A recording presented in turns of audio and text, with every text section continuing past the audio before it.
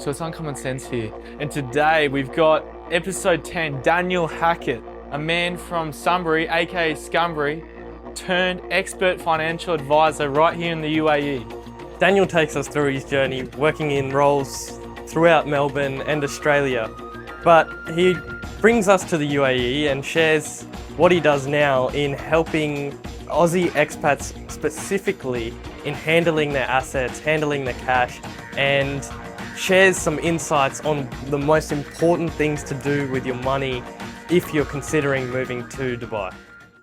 Well, Daniel, before we get into any specifics, like any financial technicalities or anything, we want to learn a bit about your past. So take us to the older version of you. The older where version. the journey started for you. How far do you want me to go back? As far back as you feel necessary Okay. that gives context to who you are today and where we are now. Okay, cool. So I was working in general insurance. I was working for a large company, you boys probably know, JLT. Yeah. So they sponsor the Aussie Rules footy.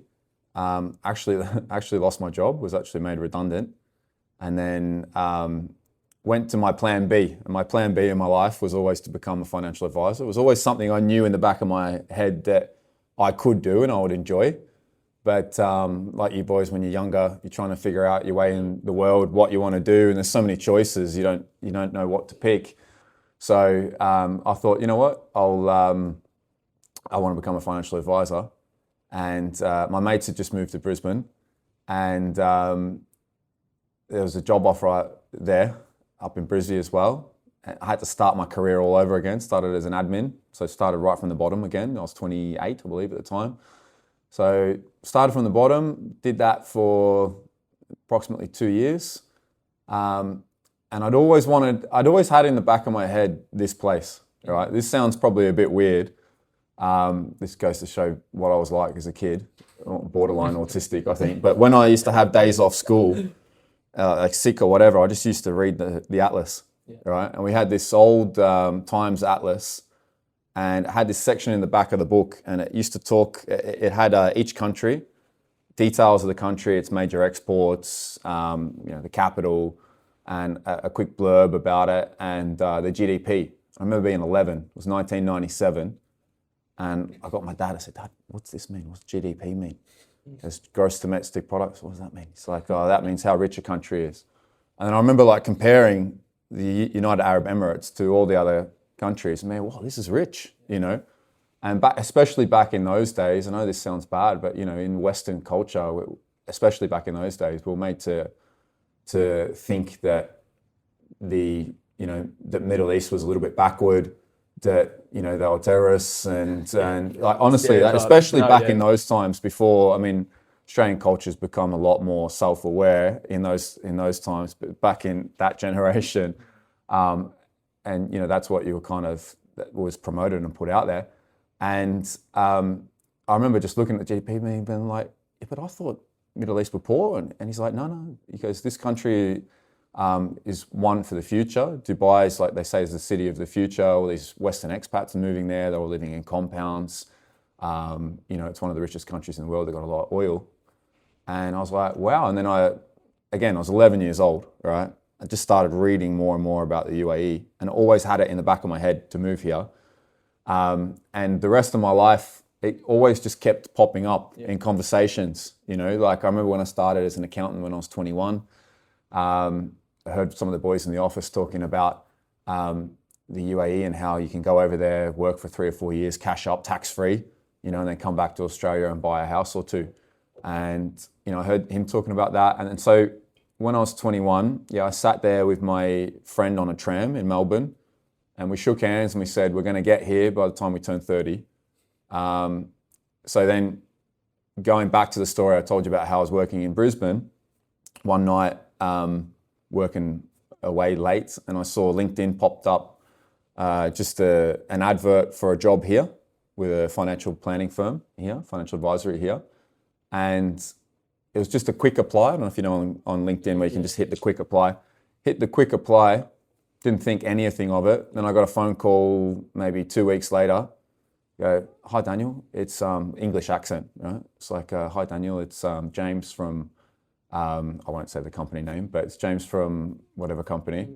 We like your profile. We'd like you to join us. I said, okay, great. And he said, you can go to any one of our branches in the world. We've got, I think it was 25 different countries they had. So they had places like Ghana, they had Moscow, they had Washington, they had Paris, Rome, all around the world. I said, where makes the most money? And they said, Abu Dhabi. I said, all right, send me there.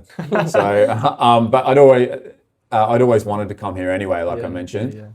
And that was the advert that I applied for. He goes, okay, well, that's the one you applied for anyway, was Abu Dhabi. And it's probably, the most lucrative. I said, all right, send me there.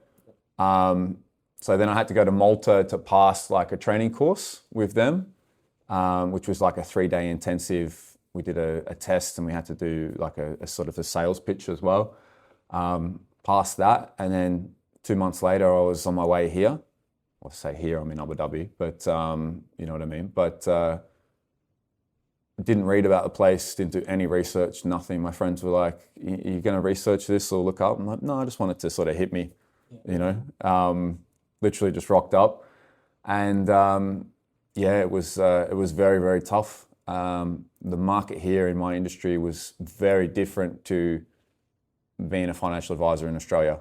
So very sales based. The company I was working for, again, I won't say the name, but anyone who's back in UAE at that time, so this was 2016, will know who I'm talking about. But the company I was working for was basically like the Wolf of Wall Street. There was 150 advisors. Most of them were car salesmen, other salesmen who'd just been like, okay, you're going to do finance now. Just dropped in a finance job. It was like being back at high school, everybody mugging each other off, trying to outdo each other, trying to outdress. Literally Wolf of Wall Street, right? And there I was actually from a financial background thinking, sorry to say, but I'm surrounded by just sleazy salesmen. And sure enough, like out in the actual market, out in the community, when I'd speak to people, you tell them, say, what do you do for a job, Dan? I'm a financial advisor. Oh my God. All right, they'd roll their eyes. And they'd be like, oh, don't tell me who for. And then I'd say the name like, oh no. So so I was there only 8 months. It felt like a lot longer, and realized, okay, I need to leave this company. It's got a bad reputation. And then, so unfortunately too, working in that environment, I think some of the bad habits started to rub off on me, right? So, some of these guys very salesy, all about hard sell, all about just trying to get people into a product, etc. And I started to approach my career more from a sales perspective rather than marketing, And so at that time I was struggling. I think I've mentioned to you boys before, I was sharing a house with about 20 people. Yeah. I was sleeping in a bed space or petition, with the petition up, right? There were 4 guys in my room. Cockroaches running around the bathroom. About 4 or 5 people in every bedroom of this flat down in the old downtown of Abu Dhabi. And there I was going in a flash suit to talk to people about, their millions of dollars. So sneaking onto the bus every day, sneaking into the gym. But I just had to do that because I didn't know where my next paycheck was coming from. So working a commission-only job. I was given an assistant that I had to pay for out of my own pocket. Again, which is very difficult when you don't have any business coming in. Had no leads, no clients, nothing, just go away, So there I was after 2 years, just sick of not making any money, and the way that people viewed me as well in this market, because the way that financial advisors, especially back then, were seen here. So I was staring up at the ceiling one day and just thinking to myself, I can't do this anymore. I've got to flip the script somehow. So then I came up with the idea of, all right, I'm an Australian licensed financial advisor. I can't believe people can't see this, So I thought, I've got to get the license back. I've got to get the Australian license back. And, market to people, Aussies, that I'm actually Australian licensed and qualified, and regulated by ASIC, and have that credibility. So changed everything at that point, joined an Australian financial advisory who specialised in Australian expats, in addition to the company I was working for here. So I had both licenses. I had the Australian licence and I had the UAE licence. And then just focused on pushing out good marketing content, focused on pushing out blogs, talking about, what they need to do for their tax residency, what they should do in terms of wills, life insurance, that sort of thing. Did a couple of short videos on Instagram and seminars as well. I do a seminar sort of 4 times a year, and completely changed my career, and my life really. So, I'm certainly not rich now. I'm not Elon Musk or anything, but I don't ever have to, from being in a state where I was pretty much destitute and sharing a room with 4 other guys, now I don't ever have to worry about money ever again. Very blessed. So very grateful, very blessed, just lucky I came to this place and, landed upon that situation. I had to work my backside off, don't get me wrong. But yeah, very lucky, very blessed. And it was hard graft in the beginning. Yeah, well, it's crazy. And it's so incredible, I think, for anyone to hear, the professional journey that you've been on alone in Australia, and then, the tough times and stuff that you had in your early years here. But do you, back when you were 11 and in that Atlas book, you saw the GDP of the UAE, do you kind of put that as a tipping point to why you went down the financial services industry? Or was there like mentors, role models in your high school, early adolescent age that you can probably credit to how it made the industry seem really lucrative to you? Or that's a really good question. To be honest, I'd love to come up with this great answer, but to be honest, I fell into it really, like a lot of young people do, in what they end up in. And for me, my father was a big businessman. He was head of a division of Coles Myer back when it was the biggest company in Australia. And so I thought, okay, he did business, so I'll do business, right? Did a business degree. Second year, we had to pick a major. I sat down with my father. I said, Dad, I've got HR, marketing, or accounting to pick from. Which should I do? He goes, do accounting, son. That makes the most money. I said, all right, great. So I did accounting, not really wanting to do it. Finished university, then didn't really want to be an accountant. And then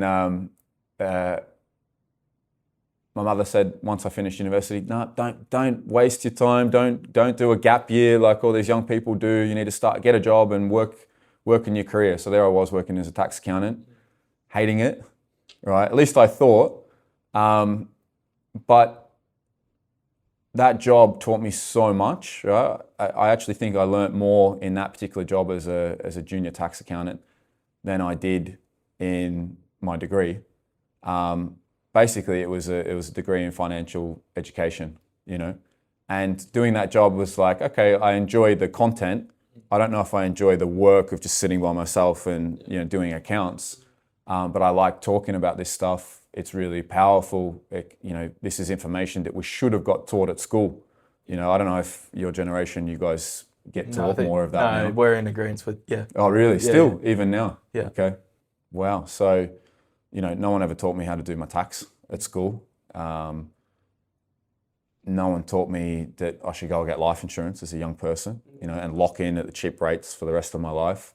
No one taught me about negative gearing, about buying property, how to leverage. So all these things, and I thought, well, this is really interesting and powerful. So I always had it in the back of my head, like I mentioned, that possibly that would be a good career to be a financial planner. But then ended up in general insurance, hating it, and thinking, okay, maybe that's what I'll default to. And then fate ended up doing me a favor by taking me out of a situation I didn't really want to be in, and then it forced me to then, take control of my life and do what I really wanted to do. And why do you think that is? Like you said, it's not really talked about. We haven't seen it. We didn't really learn that. We learned it.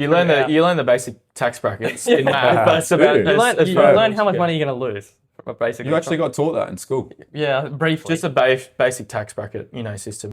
yeah, but We didn't even get shown that. Yeah. like, why do you think? Do you think that's just in Australia, or do you think that is kind of like a global thing? And why is that? That's a tough question. Yeah, that's a hard question. Look, I think previously, I'm talking my generation and generations before me. I'm Gen Y, so I'm a millennial.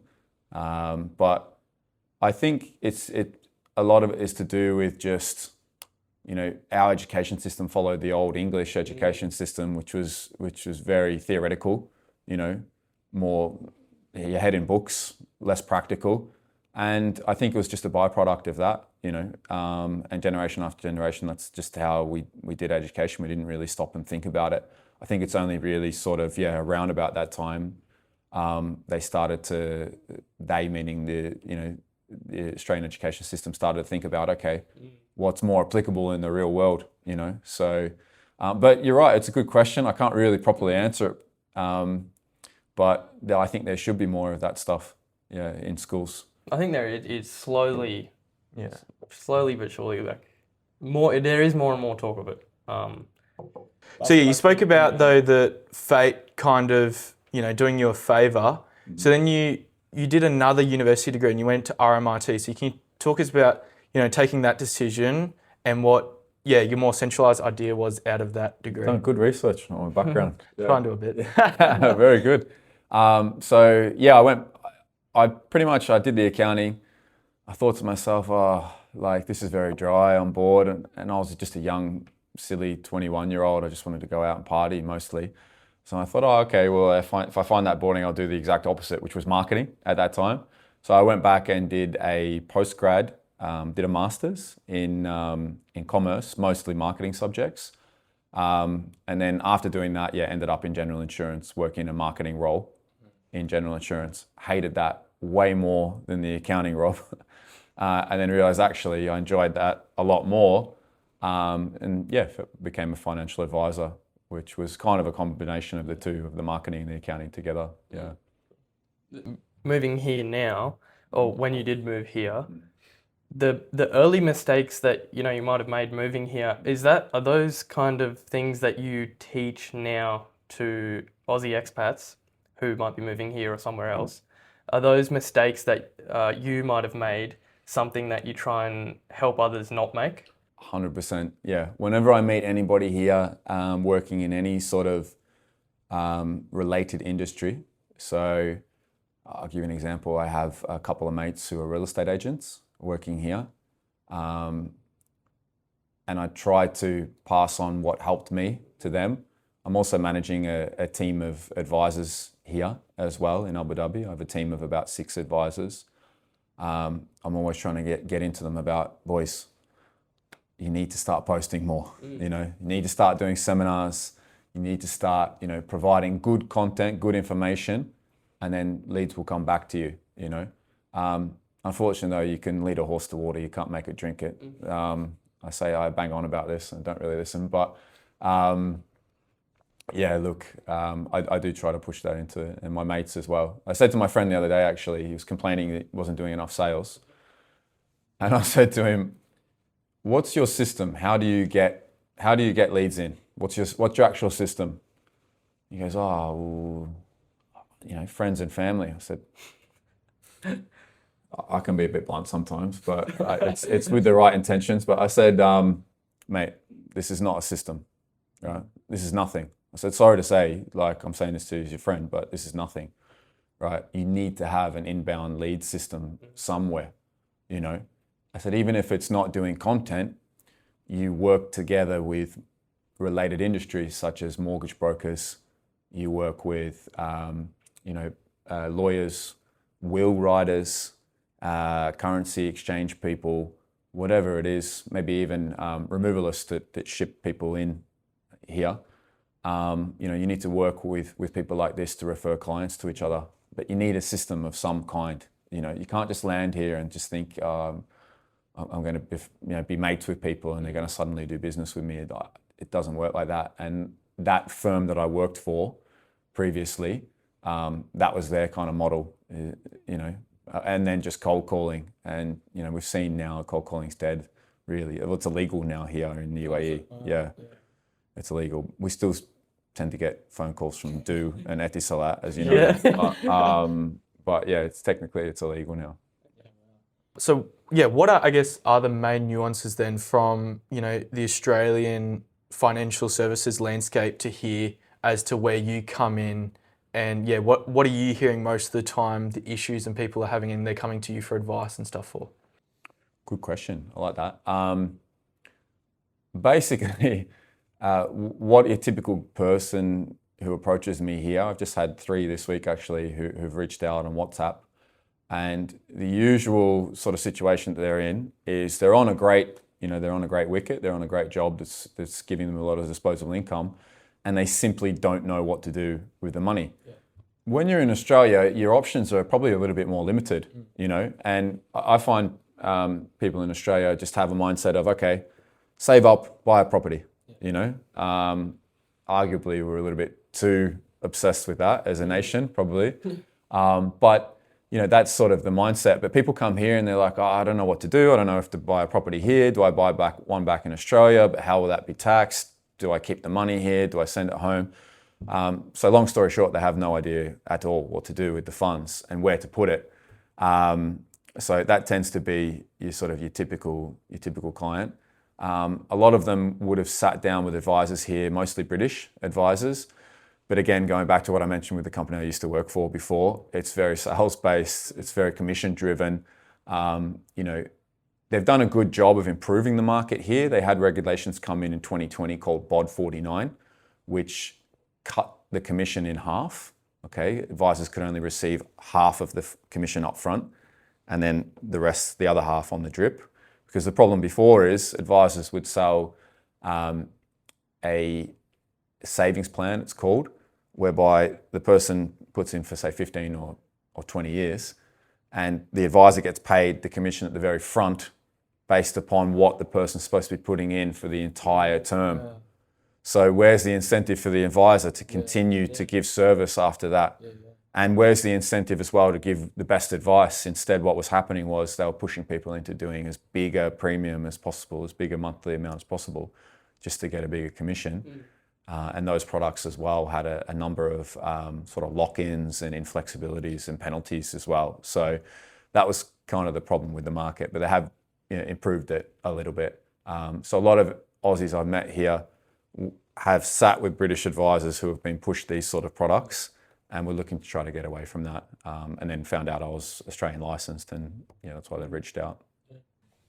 It's funny you talk about sales compared to marketing. How is it that you can, or Aussies moving here, how is it that they can differentiate from someone who's actually a good financial advisor or someone who's disguised as someone that's trying to sell you something? Yeah, great question. Love that. Look, I think the first thing for Aussies is they need to be working with somebody who is Australian licensed, first and foremost. I've seen a lot of advisors here with Aussie clients that aren't Australians and they're not Australian licensed, and it's like, how do you manage their superannuation? How do you give them Australian tax advice? How do you manage the repatriation process? They simply just won't know the tax rules. Okay. The other advice I would give is, you see a lot of Australian expats who they move here, okay, and they've just defaulted to using their suburban tax account back in Australia. Okay, and sorry to say, but they won't really know much about the nuances of being an expat, because the tax system, believe it or not, is almost completely different once you become a non-resident as it is for an Australian tax resident. So I don't know if you're aware, but you lose the initial tax-free threshold. That's gone as a non-resident, and even the next tax bracket as well, the 15% tax bracket, is gone also. So it defaults straight to the third bracket, which is these days, it's down to 28%. So that's on Australian properties, by the way. Oh, okay. As long as we can, demonstrate that we're actually non-residents and fail all the residency tests. You want to fail, by the way. You don't want to pass these. Failing's good in this instance. Then you won't be taxed on your income here. You only be taxed on your Australian property, but the Australian property will be taxed at the third tax bracket onwards. So yeah. So going back to your original question, I just find that you need to have someone who is an expert in Australian non-residents. Yeah, Australian expats. Mm-hmm. Like so many people are, and it's heard globally, here's a, quote unquote, a tax haven or a tax-free income here. What do you feel like they misunderstand within that? And then how should people's and expat psyche and psychology around money change when they get on the ground here? Another good question like this. So I just had someone reach out this week on Facebook. Okay, a guy I used to play indoor cricket with. I grew up in a very working class town of Sunbury in Melbourne. I don't know if you know it. People in Melbourne call it Scumbury, just to give you an idea. But he reaches out to me. He's like, "G'day, mate. I'm sick of paying tax, mate. I want to. Can I open an offshore bank account with you?" And I'm like, "Yeah, listen, you can. We deal with Standard Bank in Isle of Man. So I don't know if you know Isle of Man, but it's another little tax haven between the UK and the Republic of Ireland." And so I said to him, "Yeah, we can open an offshore bank account for you, but you do realise that the Australian government, the ATO, can see into it." Yeah. He's, "Oh, really? I didn't know that. No, I just don't want. I'm sick of paying tax, man." So he wanted to, take. He's a tradie, so he wanted to take. His payment in an offshore bank account. I said, "Listen, they can still see into it, so you can't do that." Actually, funnily enough, before 2017, the Australian government couldn't see into it before 2017. This is something that most people don't know. And funnily enough, this market as well, the UAE, was also a proper, you would have seen in the old movies like your Swiss bank accounts, right? So Wolf of Wall Street, again, they go and meet the Swiss banker. The days of Swiss bank accounts and banking secrecy is gone. It's not a thing anymore because all the governments signed up to a thing called Common Reporting Standards in 2017. And as of August 2017, they all agreed to share tax or share financial information, banking information with each other on each other's citizens only upon request, okay? And that included the UAE, right? So prior to that, the ATO could not see into bank accounts here, right? So that chap maybe could have done that, back in those days, but pretty much most governments in the world all signed up to this CRS. And now all they need to do is the ATO could call up the bank here. So I'm with ADCB. I don't know about you boys, but Abu Dhabi Commercial Bank. But if they wanted to see inside my bank account, they could literally just call ADCB or email ADCB and say, "Listen, we want to see inside Daniel Hackett's bank account." And they could see a record of all transactions in and out. Before they couldn't see that. Do you think that's fair? Good question. Yeah. How morally, how do you see that? I think, again, maybe this is a unpopular opinion because people are, that'd be right. The government want to, take our freedoms, whatever. I suppose if we put ourselves in the government's shoes, they're just trying to eliminate wastage. They're trying to make sure that they get the tax revenue according to the laws that they've put. So I personally think it's fair. Yeah. A lot of people might have an unfair view. I mean, whether or not you think they tax us too much is a different topic altogether, which I'm more with you on. But yeah, I think, look, if you're going to have a tax system that people need to abide by it and not use loopholes and put things offshore, I think you've got to do that. So yeah. So yeah, kind of following a similar tone to what we've already based this conversation off. In terms of investing for expats, whether it's locally, offshore, back home, in the sense that with the expats you're dealing with, they kind of forget about their assets and everything back home. Across those three main domains, how do you explain that and how do you approach that here? So a lot of Western expats here are very surprised to find out that we're still governed, at least on death, by Shariah law. So what I mean by that is if you pass away here in the UAE and you don't have a will in place, right, your assets will be distributed as per Shariah law, which means that you won't have right of survivorship. Okay, so right of survivorship basically means, so let's say Australia, for instance, right? If I'm married and I pass away, then everything, all my assets will go to my wife, okay? And vice versa, if my wife passes away, all the assets go to the hubby, okay? So that's Australia, that's UK, that's the US, Canada, most sort of liberal democracies. Some countries, like a lot of South American countries, half will go to the surviving spouse, half will go to the kids, okay, in trust. But this country, it's all paid as per Shariah law. Now, people often say, I hear people, say, oh yeah, that's right, it goes to your closest male relative. It's kind of true and it's not true. Actually, you know what? I've got it here. Just give me 1 second and I will find you exactly how it's split up. I've got an article here that I sent to my team previously. Just give me 1 second. Right, so this is how it's split up, okay? Whenever I show this at seminars, the wives in particular in the room freak out. But, so, let's say hubby passes away here in the UAE and they have $1 million dirhams worth of assets here in the UAE, okay?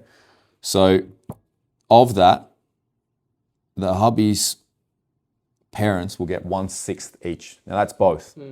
So, hubby's mother will get 1/6. Hubby's father will get 1/6. Wife will only get 1/8. Now, whatever's left, right, son will get 2 parts, so 66%. Daughter will get 1 part, which is 33%. So if you were to split that all up, right, I don't know if we can see that on the camera. We'll there. put it I'll up show on that. that. Show it. But to split that all up with $1 million dirhams, husband's parents get 16.66% each. Okay, so what's that, over 33%? Son gets 36%, daughter gets 18%, wife gets 12%. So the wife gets the lowest share, right? So now bringing it back to your question, so for that reason, Shariah law, okay, and making sure that all your assets go to your wife or to your husband on death, I tell people you don't really want to be keeping too much money in your bank account here in the UAE, okay? That's one reason. The second reason why is bank accounts here can be closed subject only to a court order, okay? So let's say you get in an accident, okay? You might not even be at fault, right? We've had this with a client before. Wasn't their fault, got called to a court order in 6 months' time. Their bank account was frozen during that period. Now, they seem to be less strict on that these days than what they were back when I first came here 10 years ago. But they can do that. Even if you change companies here and your visa is cancelled, they can also do the same thing, right? So it actually happened to me in my first year here. I left the company I initially started with, the Wolf of Wall Street one, changed employer. They weren't happy. They reported the fact to the government that I'd left and the visa was cancelled. And so I was without a bank account until I got a new visa with a new company. So again, another reason, for all these reasons, you shouldn't keep too much money in your bank account here, right? So as a rough rule of thumb, I tell people to keep about 1.5 months worth of expenses in your bank account here, okay? So obviously if you're paid monthly, which most people are here, that means money's being replenished into that pot. So, if you're spending, say, 20,000 dirhams a month, 30,000 dirhams a month, well, let's say 20,000 dirhams a month, right? Then keep 30,000 dirhams in the account here. No more than that if you can avoid it, okay? So now what do you do with the rest of the money? So what I normally do with my clients is we open up an offshore bank account. So I mentioned already earlier, I use Isle of Man with Standard Bank. So I normally tell people to keep 3 months worth of wages in that offshore bank account or 6 months worth of expenses, whichever is lower, okay? So again, let's go back to the scenario of expenses were 20,000 dirhams. Okay, so 6 months worth would be 120,000 dirhams. So in this scenario, with this particular client, you'd have 30,000 dirhams in the bank account here, 120,000 in the offshore bank account. Now you don't want to keep too much in the offshore bank account though, because it's just sitting in a bank account. Obviously, as you guys know, hopefully you learned at school, inflation, right, eats into it. You want to get that money working, right? So anything over and above the 120,000 dirhams, in this instance, you want to get invested. Now, that can be a combination of buying property. That can be a combination of some kind of retirement plan, investment plan. Obviously, we don't have superannuation here. So you can put a bit of money away. It could be a share portfolio. It could be crypto, God help us. But it could be, bonds, whatever it is, okay? And ideally, you want to diversify, Ideally, you want to diversify. But that's broadly speaking how I tell people, average expat here, to imagine their money, those 3 pots. So for that investments, is that investments here or is that investments offshore? And Sharia law only applies to what cash is just in the bank accounts? Good point. So it's just what's held here, okay? So because of this reason, I used to tell people, look, you don't need a will, as long as you move money into the offshore bank account, as long as you keep your investments offshore, you're fine.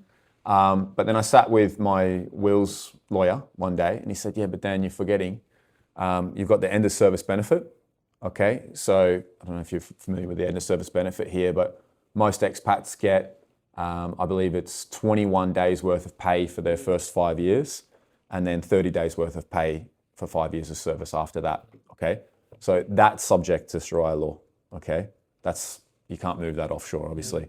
Okay, that's subject to Shariah law. Your company might have death in service benefits on you. In other words, like a life insurance policy. So a lot of teachers will have a small life insurance policy. So if they pass away, their estate will get, I think it's normally 250,000 dirhams. That will be paid as Shariah law. You'll have, your personal effects. You'll have furniture. You'll have your equipment. You'll have laptops. You'll have a car. It all starts to really add up.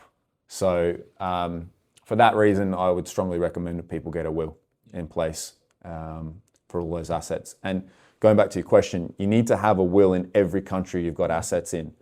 So if you've got a will here, right, that will only govern your assets here. Okay. If you want to, if you want specific instructions on your assets in Australia, you'll need to get a will in Australia.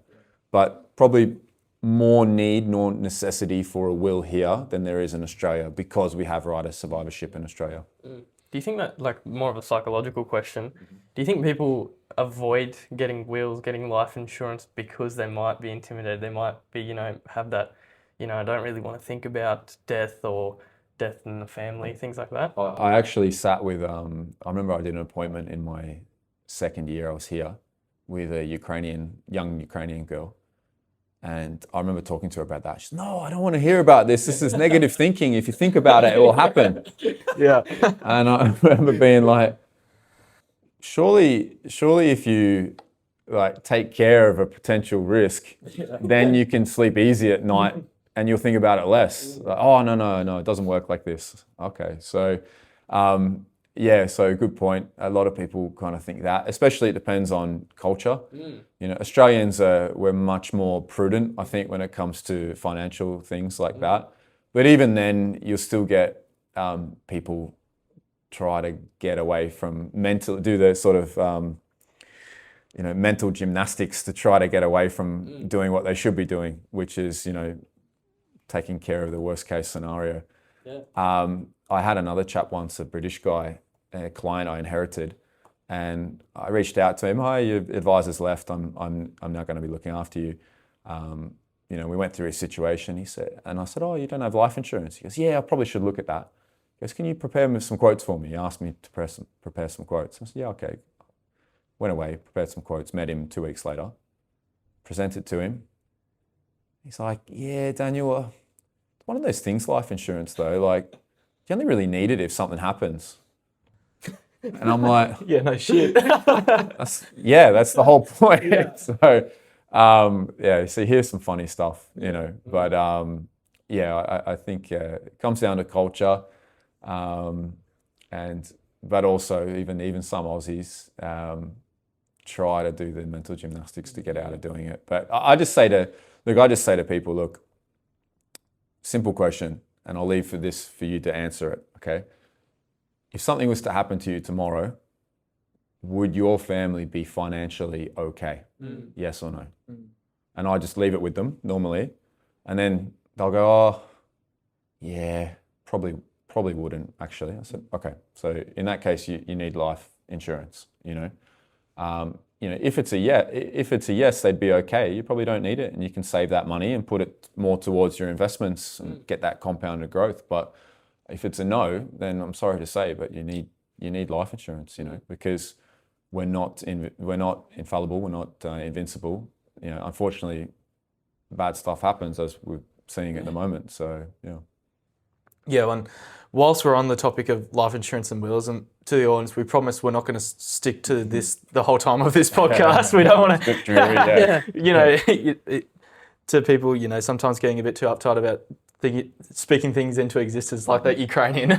We're not like that, but we're definitely not going to take up the whole podcast with that. But whilst we're on it, can you talk us through how body repatriation works here in the UAE that most foreigners and stuff do not realise? And how do people here approach having that? Yes, great point. I've seen estimates as low as 10,000 dirhams, right? As low as, right? To as high as 50,000 US dollars, right? Now, the validity of those, I'm not really sure, but it really also depends on the country, So what's the furthest away country from here? I don't know. If someone lived in Patagonia and wanted their body repatriated there, I'd imagine that would be extremely expensive. So yeah, it's a great point. And it's something that people often forget about. They don't really put the contingencies in place to cover that. And if people want to pass away, what I've seen that's tended, want to pass away. So you had me there. You get me. But if people pass away and they haven't put the steps in place, they haven't put the contingencies in place, then I've seen cases here where, they've ended up having to do a cremation, just because they didn't have money to repatriate the body. So another reason why life insurance is really important, because otherwise you're leaving that burden onto your family to take care of that, when it happens. So moving into the current situation here now, it's pretty tense, or it was a lot more before. But what does everything happening now mean for the Dubai markets, just the UAE markets as a whole, whether that be real estate, stocks, things like that? Okay, so UAE specifically, the thing that you've probably seen on, influencers talking about, on podcasts, etc., people in particular have been worried and interested in what's going to happen to the real estate market here. So you probably saw, I don't know if you saw a lot of news stories going around that the Dubai, I've got to remember the name of the acronym here, but the Dubai real estate markets, Dubai Financial Markets Real Estate Index. Okay, a bit of a tongue twister, but Dubai Financial Markets Real Estate Index dropped by 30%. Okay, now I saw a lot of news articles and people going on about this. What they failed to point out is this is just the stock prices of companies that are here. Okay, so this is your EMA, this is your DAMAC, etc. Their stock prices have dropped. Doesn't mean that real estate has dropped by 30%. You're not going to suddenly get a beautiful apartment for 30% less. That's not how it works. So these are just the stock prices have dropped. And what is a stock market? What is a share market? What dictates the value of a share market? Share market's all just here. It's just perceived value. Okay, so markets tend to be, or what we call in economics, they're what's called a leading economic indicator. Okay. So markets will react first before the actuality, of the economy, right? So if it looks like there's going to be sort of storm clouds ahead, so to speak, or in our case, something different, but, the markets will react. And markets always overreact to bad news and they overreact to good news as well, okay? So with that said, okay, we're under attack at the moment. How bad is it? As we've seen, it's not as bad as most media outlets are making out. We're still doing our brunches and leading a fantastic life that we probably wouldn't be able to lead in Australia. But that perceived threat there, that threat to the market of people buying the Dubai dream, buying their property here, it's taken a hit. So, the market has responded to that.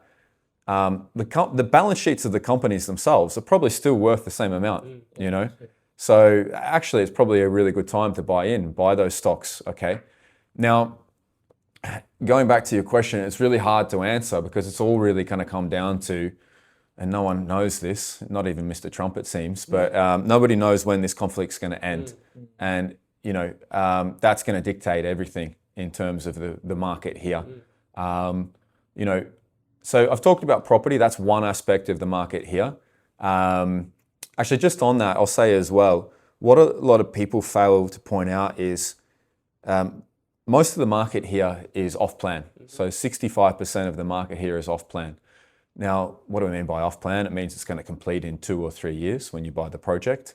So are developers really going to suddenly drop their prices, are they going to write off their book like that? I mean, they're probably thinking, okay, the market's, this war might only last max 6 months, hopefully less than that.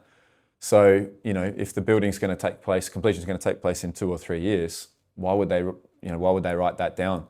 So, believe it or not, inquiries are actually up during this time. So a lot of people are like, oh, great, I can buy a Dubai property for less, but most of the market here is off plan. And as yet, it hasn't gone down. Now, will it go down? Again, it all depends on how long this conflict's going to go for. And I think if it certainly goes longer, it will start to go down. Don't get me wrong.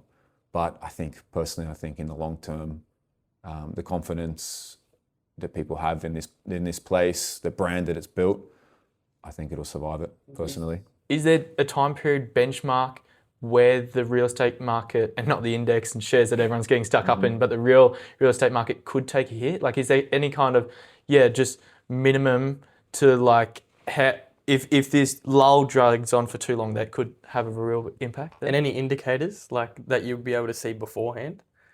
Look, like I said before, when all markets, especially stock markets, it's all here. It's all in the mind. When we buy a stock, are we actually paying what the stock is worth, or are we paying just what the market thinks it's worth, right? So it all comes down to actually psychology, really, at the end of the day. This includes stock markets as well as property markets.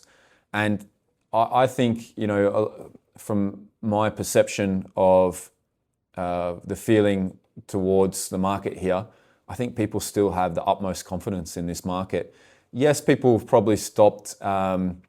Sales have probably dried up in the last month, at least from the things I'm reading. And look, if it goes on any longer, you'd imagine prices may come down. But I think that long-term confidence in this place is still there. And because that confidence is there, I think the prices will hold up very well. So it's really hard to give you a time frame. Sorry, I'm not really answering this very well, but it's really hard to determine. And I think that confidence is still there.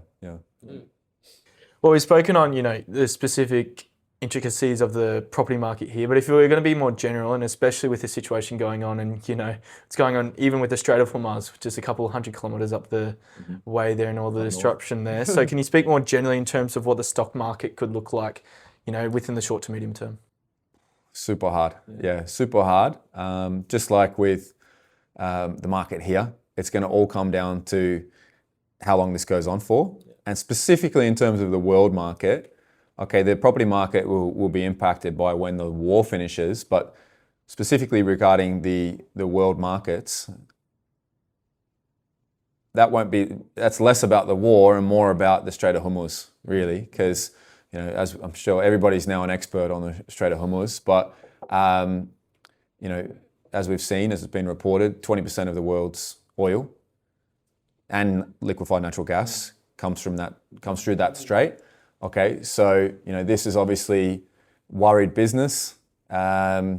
Businesses are worried. The stock market is worried. You know, the cost of doing business has gone up. The cost of importing anything has gone up.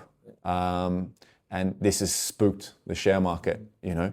So, you know, the share market is what we call a leading economic indicator, okay? Meaning that, you know, it happens before the fact.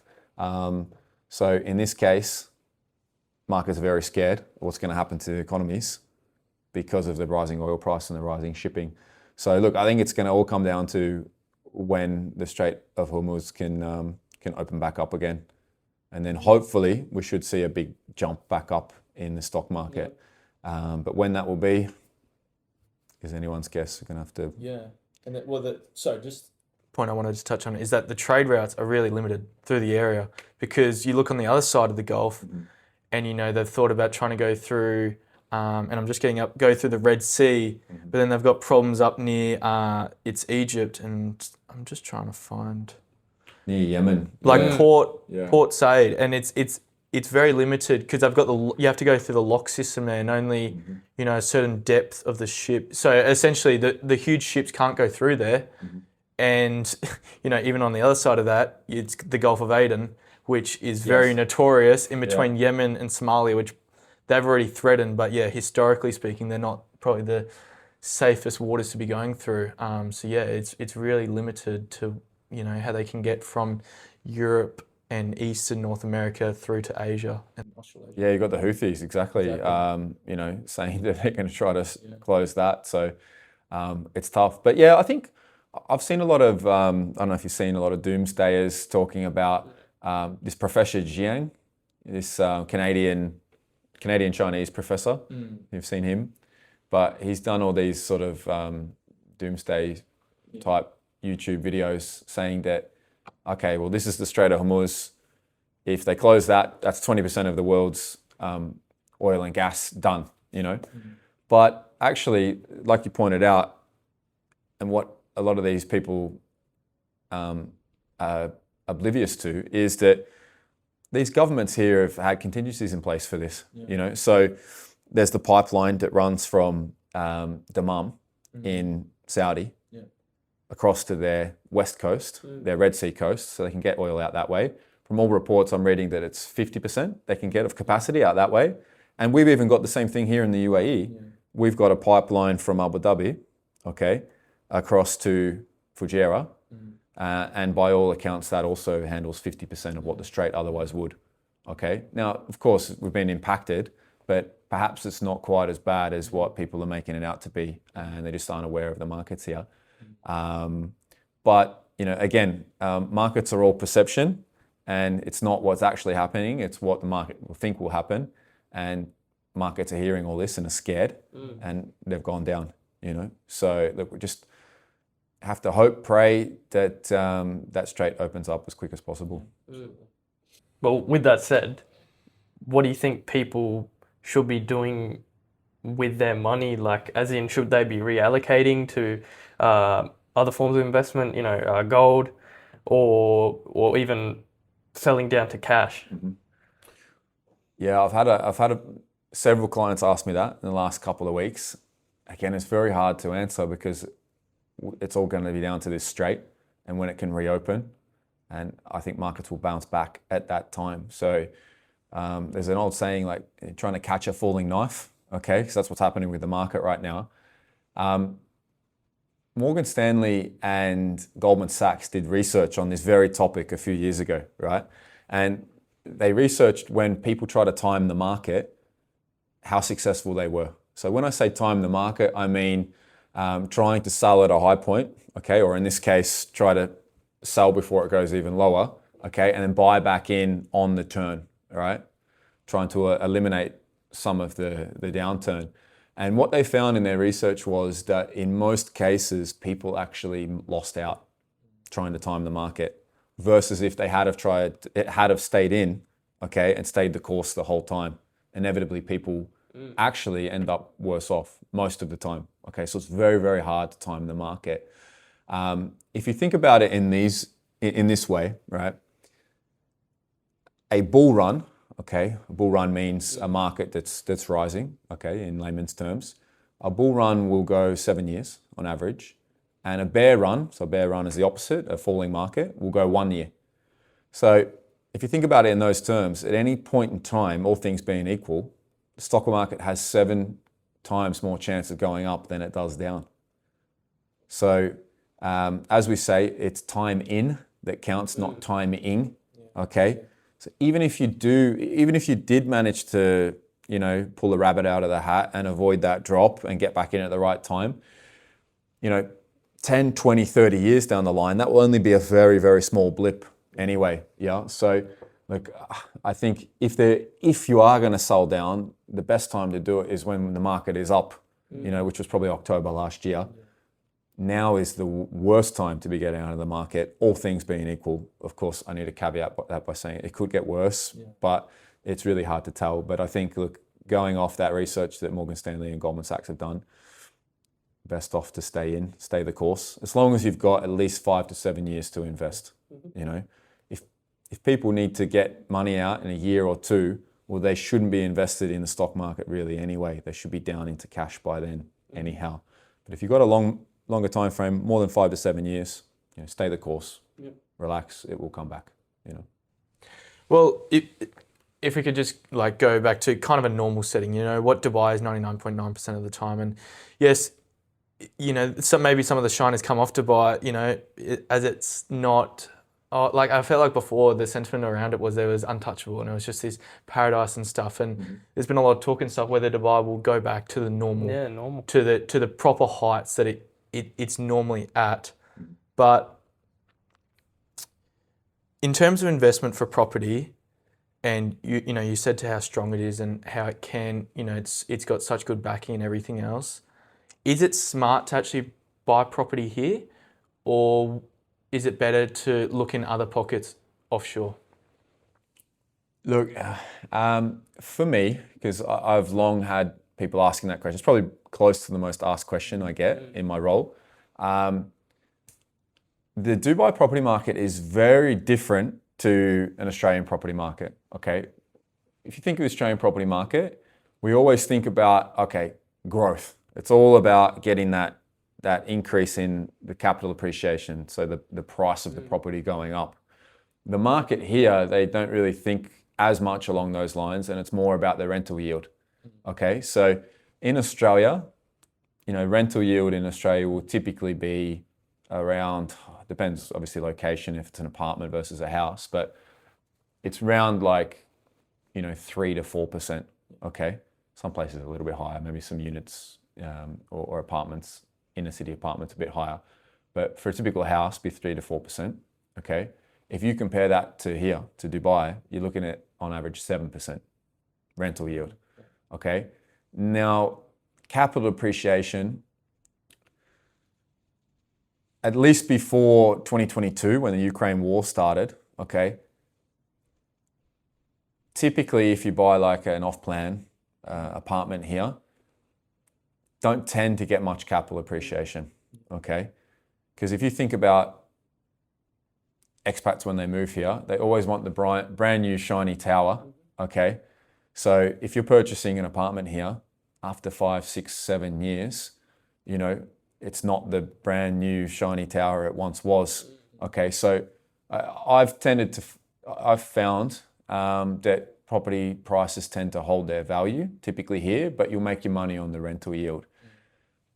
Now, having said that, since 22, it's been a different market. Dubai has boomed, even capital appreciation wise, okay? But we've had a bit of an extraordinary time because 22, what happened, the Ukraine war started, and this place stayed very neutral. We were considered the Switzerland of the Middle East, and Russian money flowed in here, as did Ukrainian money, and that really boosted the market here, okay?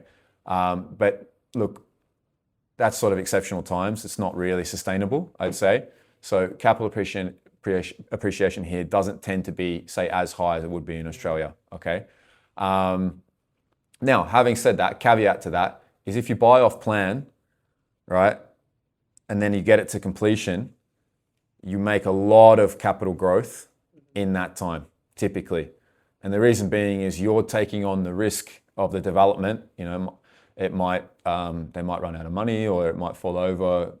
in some way. So you're taking on that development risk. So typically in this market, I find that the value will grow substantially, maybe even sometimes as much as 50% between when you purchase off plan to when it completes. But after it completes tends to be not so much capital appreciation. So look, for me, I've tended to tell my clients that I think personally you'll make more wealth purchasing in the UK or Australia. If you compare a good income strategy, right, and this has been done to death, you can Google this, you can even spreadsheet it yourself, but if you compare a good income strategy, so a property that's going to get you a good rent, but not so good at capital growth, versus a property that's going to get you not a great rent, but good capital growth, you make more money on the growth, on the capital appreciation, usually using a growth strategy. So look, I've told my clients, if you're going to buy and hold for long term, possibly better Australia or UK, where we've got a massive undersupply of building there. We're just not, and same with the UK, not building enough dwellings to meet the amount of demand. In the UK, supposedly they need to be building something like 350,000 new dwellings a year. They're only building about 150,000. So a huge shortfall. Whereas we've seen with this market, they're putting up towers left, right and centre. So there doesn't seem to be a problem with supply here. But as I said, there is a lot of money to be made, especially when you buy off plan and flip before completion. Yeah, a lot of money to be made there. So just to quickly chip in and try and bring some numbers to justify what happened in 2022 and even in the Dubai saying how that completely changed the landscape. So following the outbreak of the 2022 invasion, Russian nationals brought 6.3 billion to Dubai property between 2022 and May 2024. And purchase pricing surged by 67% in the first 3 months of 2022 alone, which those numbers are just, even in a place like here, is crazy. What kind of lag, I guess, did that demand bring even for somewhere like here? Like how was the property market here trying to catch up with that kind of surge in terms of bringing that supply to meet that just skyrocketed demand? Well, it's interesting growing up in Australia, right? We're taught, you remember when we're taught as young that we're told that a high minimum wage is a good thing, right? That's what we're taught, we're led to believe. And you move here and you see the amount of economic activities going on, how entrepreneurial it is, how easy it is to get business going.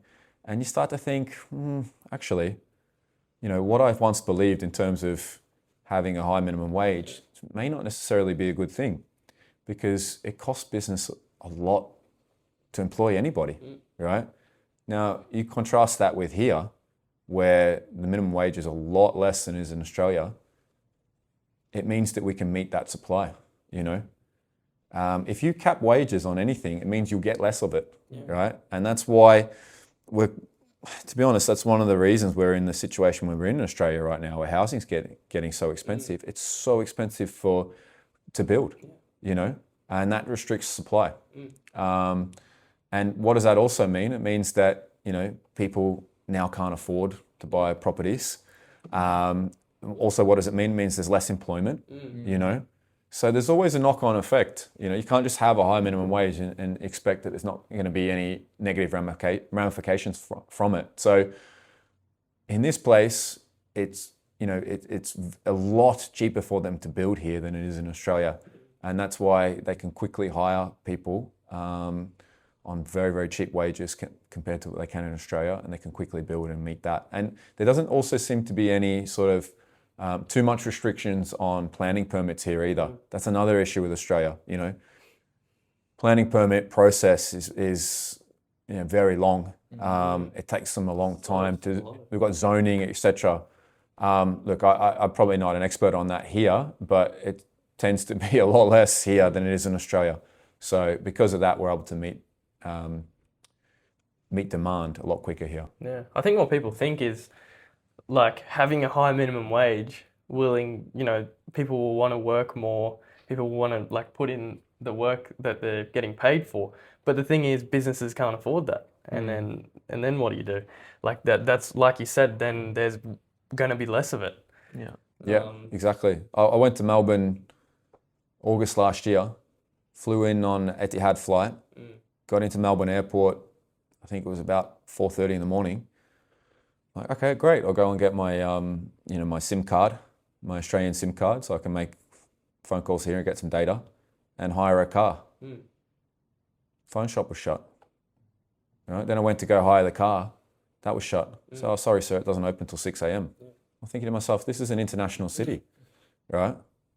Like, how can you not? You got international flights going all night. How can you not have basic necessities running?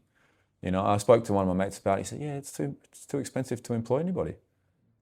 So to me, when you've got an international airport in an international city, you've got flights running all night, and it's too expensive to put staff on, a whole bunch of people coming out of the flights, I think you've got an issue there. You know, again, we're always told, you know, from a young age in Australia that, you know, award rates, penalty rates, etc.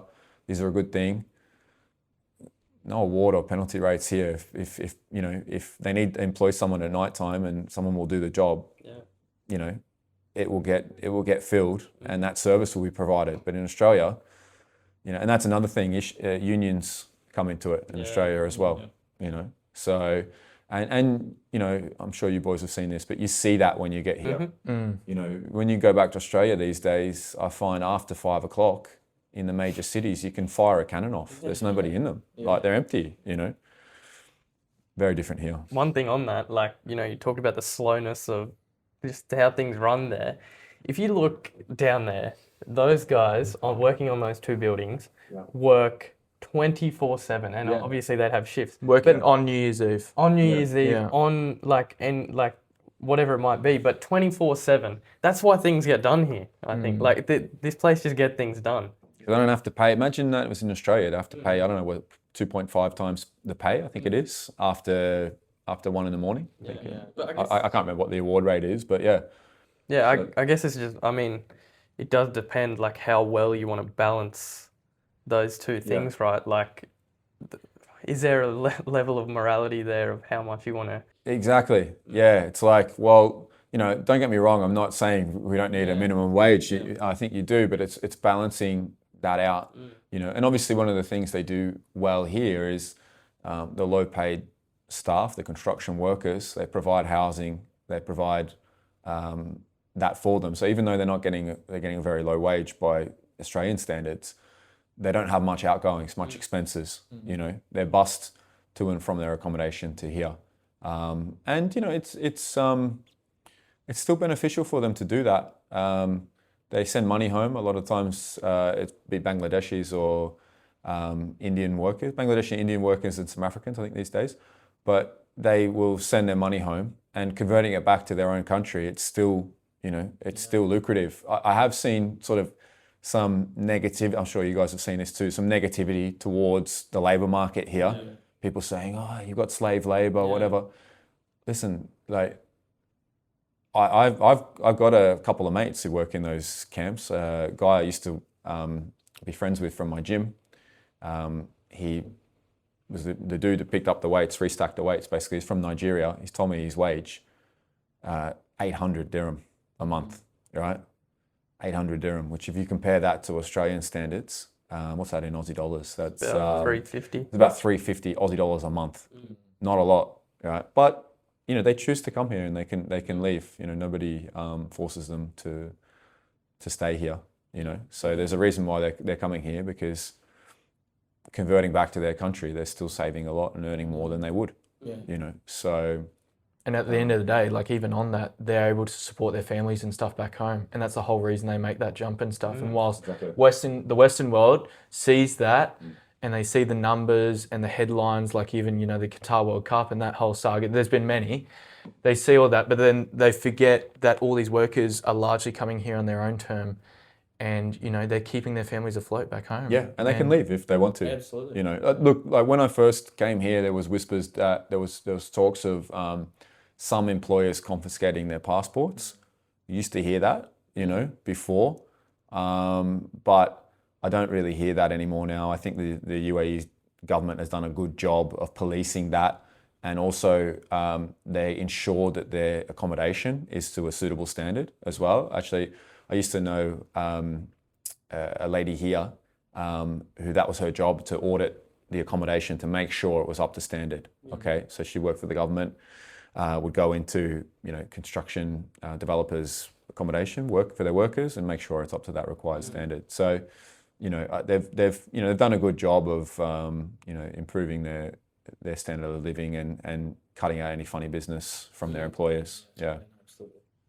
Well, I guess just to bring it back to, what you do now as a financial planner for expats, and primarily speaking, it's Aussie expats.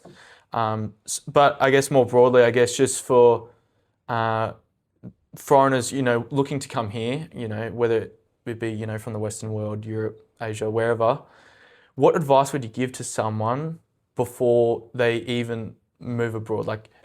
What are the initial steps they should be taking into setting themselves up financially to make that jump? So going back to what I said with the Shariah law, okay, and also the fact that your bank account can be frozen here. So I'd set up those 3 pots as soon as possible, basically. I'd set up the offshore bank account, okay. I'd set up the will, we talked about. And in terms of investments, I'd probably try to get that set up as soon as possible as well. There's one particular structure that I often use for my clients called an insurance bond. It doesn't work for all nationalities, but some it's good for, including Aussies and Brits. Okay, so even though it's insurance, it's actually an investment vehicle, but some genius came up with the idea of packaging it as an insurance product, okay? And the way they make an insurance product is if you pass away, your beneficiary gets 101% of the value. It's that 1% that makes it technically an insurance product. Yeah. And then you get a whole bunch of tax benefits based upon that. Okay, now you're probably thinking, well, tax benefits, there's no tax here anyway. But these particular structures are tax beneficial when people move back to Australia or they move back to the UK. So specifically for Australians, if you use this insurance bond structure, funnel money into it, okay, get it invested so you can invest inside. But as long as they keep that structure going 10 years, right, there's no capital gains tax even after they move back to Australia. So they could theoretically set it up today, move back to Australia tomorrow, pull it all out in 10 years' time, no CGT, okay? So, going back to your question, yeah, I'd set those things up as soon as possible. The will, the offshore bank account, the investment structures, whether that's an insurance bond or otherwise. And the final thing, and this goes back to your point about repatriation of remains, get life insurance in place, And also with that, if they do have life insurance already, check to see if that will cover them here, okay? A lot of Aussies don't realise this, but the default cover we get inside our superannuation, in our experience, 70% of the time it doesn't cover you as an expat. Meanwhile, your super fund will keep taking the premium out, right? On something you can't actually claim on. So one of the things we do for people is we will check to see if that insurance cover still covers them. And if it doesn't, we get a refund for them for the period that they've been here and paying premiums on something that they can't actually use. Managed to get one couple a refund all the way from 2007 when they got here to 2021. It's $10,000 each back into their super fund. So yeah, that's another thing I'd tell Aussies to do, is to check that their insurance is inside super before they move here. And obviously if it doesn't cover them, cancel it and get proper, not the default cover inside super, get proper insurances in place. Yeah, because the younger you do it, you can lock it in with what's called a level premium, which means it stays the same throughout your lifetime. That will save you tens of thousands of dollars in the long run. Yeah. And this is a thing that a lot of Aussies don't realise. They just have their default cover in super. But yeah, that's another thing I would tell Aussies to do before they move here. I want to move away from the technicalities now, because everything that we've talked about up to this point might be great for people who are well off financially or like older in that sense, in income in that sense. But, for people who are 18, 19, 20, who might not even have any clue what we've talked about, what would the best things they can start doing at that young age what would they be to get to a point where they can even start thinking about these kind of things? Read, and more reading. Okay, so I'm sure you've seen before Robert Kiyosaki, Rich Dad, Poor Dad. So to summarize pretty much that whole book, it's mostly borrow as much as you can. I'm sure you've seen the clips with him before. And you leverage off somebody else's money, okay? So learning about, and his whole concept is around the notion of compound interest, okay? So this is a huge thing. We do learn that, I suppose, a little bit at school. Yeah. You know, I learned it in financial maths in year 12. I'm sure you guys did too. But, you know, yeah, read up and learn about that and how you can use it to your best effect. Yeah, basically you're skimming up the growth of somebody else's money. So that would be one thing. I think read, learn as much as you can. Books like, yeah, Rich Dad, Poor Dad. Also, I think a really good tip for young people is do your own tax return. Don't go to an H&R Block or, you know, I don't know who does the tax returns these days in Oz. What's the stock standard? I think it's H&R Block. Don't go to your tax accountant. Try to do it yourself. For me, that was a financial education, trying to do my own tax return, you know. You'll learn a lot. You'll learn a lot. So that would be my big tip, those two. That's for an 18, you said 18, 19, 20. 20, yeah. So read as much as you can, watch as many YouTube videos and podcasts as you can, and do your own tax return. Yeah. What habits do you feel, you know, individuals here, expats, whatever they might be, those who are, you know, financially well off, have a bit of freedom, might be, you know, quote unquote successful, what do you feel they exhibit? And is there any consistency and trend within what they're doing with their money and how they allocate everything? I tend to find people here in general, in terms of their tolerance to risk, a lot higher than your average person in Australia. And it makes sense because if you're a steady Eddie, so to speak, right? You know, the classic children's tale of the tortoise and the hare. If you're the tortoise, most people stay in Australia. You know, they marry their childhood sweetheart, they settle down, get a job, and you know, like fair play to them. You know, I in some ways I wish I could be like that. There's positive aspects to that, and there's positive aspects to the hare. You know, but I feel like people here are the hare. Yeah. You know, they're people who tend to be more thrill-seeking, more adventurous. They want to explore the world. And that then comes across in the way they invest, in the way they do business, in the way they you know, approach everything. You know, so I tend to find people that I meet here are like, yeah, Dan, let's go, let's swing for the houses. You know, let's go high risk. You know, whereas you know, clients I had back in Australia tended to be a lot more risk averse. And also people here I tend to find are a lot more entrepreneurial as well. You know, they're looking to start new things. Whereas again, going back to my point about a high minimum wage particularly stifles entrepreneurship. I can't even say the word, entrepreneurship, because it's so costly to get anything started and off the ground. You know, so if you look at the Australian landscape these days, it's largely big businesses, isn't it? You know, so I find that people here tend to be more entrepreneurial. In general, yeah. What's the best and worst financial advice you've ever received?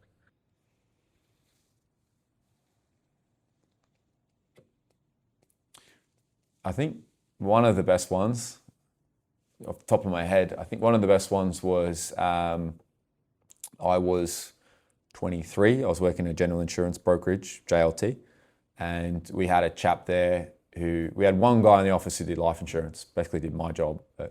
And I sadly had just had a friend pass away before that. And we had to do a number of fundraisers for his family because his family had taken time off work to stay with him in the hospital, okay, and not work. They didn't have life insurance package in place. So they didn't have what we call in Australia trauma insurance or what we call in this market critical illness insurance.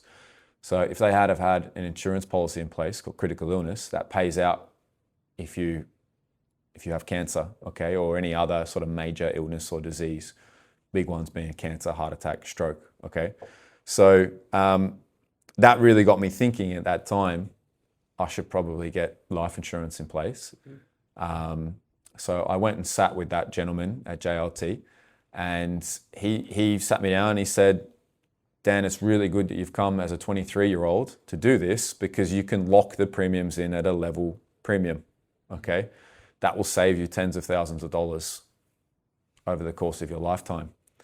And you'll probably get better cover. You know, I find that people tend to leave it till they're 40 to get life insurance, and then, you know, you've had a back problem, a knee problem, you've had an accident here, you've had this surgery, that surgery. So a lot of time, I've had many clients be declined cover, given loadings, etc. So the advice he gave me was take the level premium, lock it in now. I pay now 500 Aussie dollars a year for $500,000 of disability cover and $500,000 worth of trauma cover. So if I get cancer, I instantly get $500,000. So the best advice I got was, take insurances when you're younger, you get better cover and you lock it in at a really cheap price compared to if you leave it older. And I look back at myself, I certainly did a lot of silly things when I was younger, but I can't believe that I was that mature to get that in place. But in my case, it was because I'd seen it firsthand, you know. So I think everybody should go and get that in place initially. Worst financial advice. Sorry, mum and dad, but I'm going to dig you out here. Basically in Australia, we get told from everybody, get a loan, get a property, but then pay off the loan, right? Now, why do they say that? They say that to try to reduce the interest that you're paying, right? Now, the interest on your loan is tax deductible, right? So by you paying your loan off, people think, okay, well, if the interest rate on the loan is 6%, right, and I put money into the loan and pay that down quicker, I'm going to be saving 6% per annum, right, on those funds I put in. But if interest is deductible, right, and let's say you're in the, top tax bracket, okay, of 45%, well, guess what? That you're not going to be saving 6%. You're going to be saving 45% less of that 6%. You following me? Yeah. So what's that? You're going to be only really making a return, if you will, of about 3.1%. Okay. Now, if you compare that with, say, putting money into a share portfolio or putting money into another property, how will that stack up? Share portfolio, if you look at the Australian share market, it's done roughly 9% per annum, year on year, since it started, 100 years ago. And 9% versus 3.1 compounded over many, many years is a huge difference, huge difference.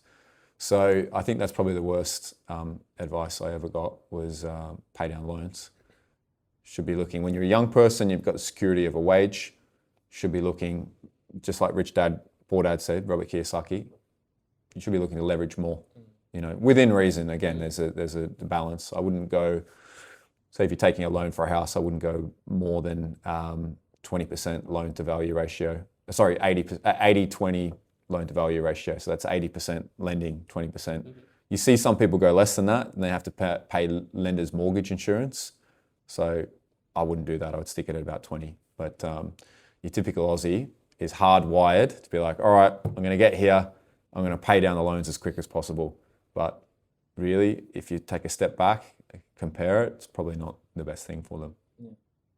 Just on a future outlook, before we wrap things up, probably predominantly more for you individually speaking, but, if it comes out, as your business's objectives in Holborn as well, where do you see yourself in 5 to 10 years? How do you want to grow and within your own freedoms, lifestyle and everything? How do you want to be able to look back on this period that you're in right now, 2026, 2027, this period? So my plan At the moment, I'm working for Holborn, as you mentioned. I manage a team there, but I also have my own Australian financial planning practice, which gives me the Aussie license.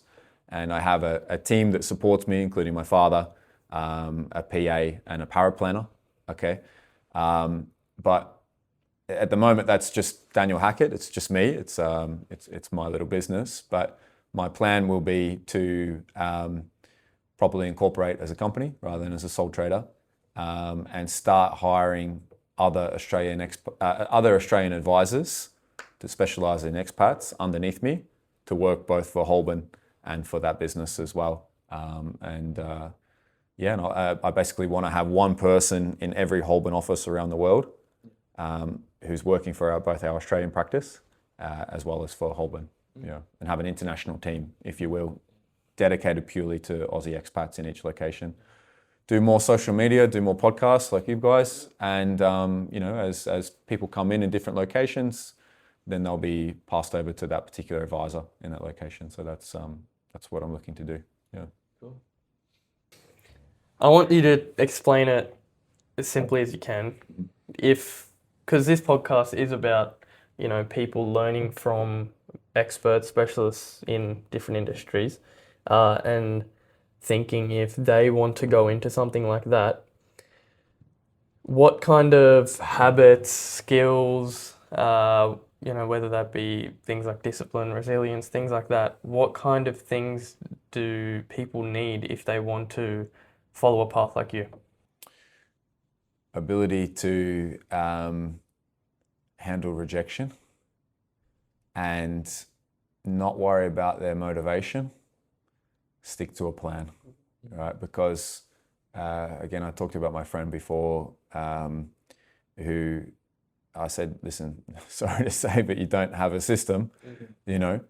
He's relying upon how his motivation, how he feels, luck really with friends, etc., whether or not signs business up. If you come up with a plan, a system, and just need to stick with it, regardless of how you feel, regardless of of how successful you've been. Okay, you need to sort of pay attention to that, but you're always going to have ups and downs. You can't say, oh, well, I've had a bad 2 weeks, I'm just going to throw it all in the bin. Okay, you do need to assess after 6 months, a year, if it's not really working. Okay, you need to change something, but you need to at least give it a good crack and not just pack it all in after a while. So you've got to be resilient, really. And as I've said to some of the guys that work for me before, it doesn't matter how sort of good you are in this industry as a salesman in terms of getting clients on board.